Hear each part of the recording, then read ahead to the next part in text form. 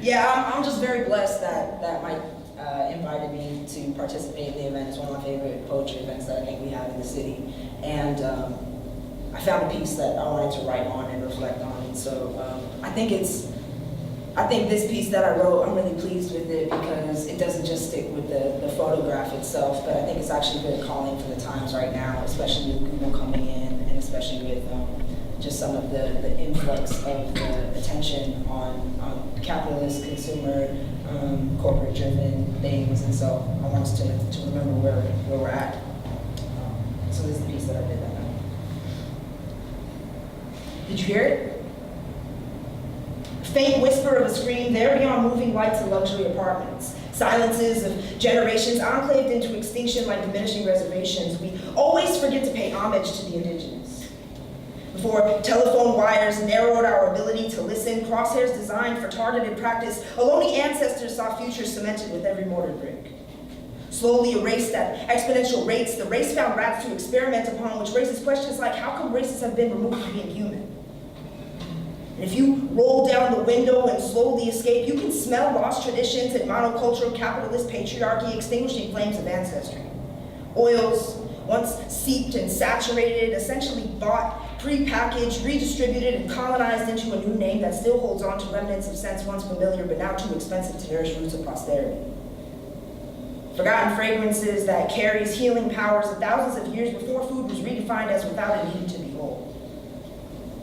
It's in plain sight, but blinded by assumptions, somehow glares reflected battles defeated and mythical entities entitled with a privileged sense of space, manifesting a destiny never designed to see justice, never intended to show equity. Slowly, somehow like quicksand, smothering a chance at a glimpse of hope at a peak of the fall of imperialism, this mysticism that housing bubbles will burst neglects to balance opportunity and exploitation.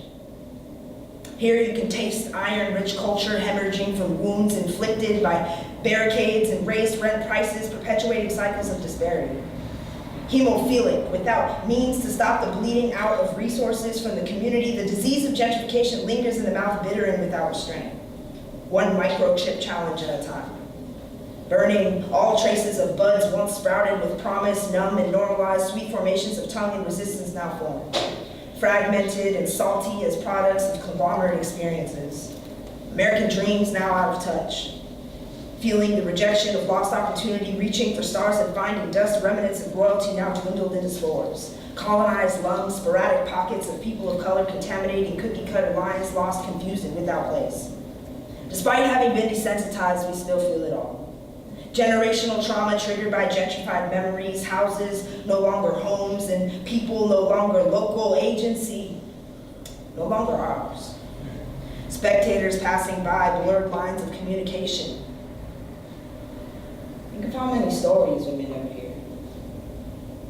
How roses cannot smell if no one stops to ask why they stopped growing. Who planted them in the first place?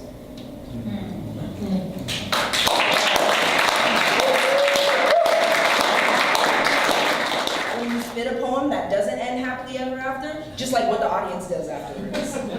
It's kind of fun to just sit in it, you know? And like wonder, like, do people clap because that's just what they instinctually feel like they have to do at the end of a piece? Or do they just like sit in the car? I don't know, like that, you know? It's just, so for me, it's like that's my spectator moment, right? Because y'all are just watching me this entire time, but at that moment I'm like, oh, yeah, who planted those roses? Yeah, what y'all think about that?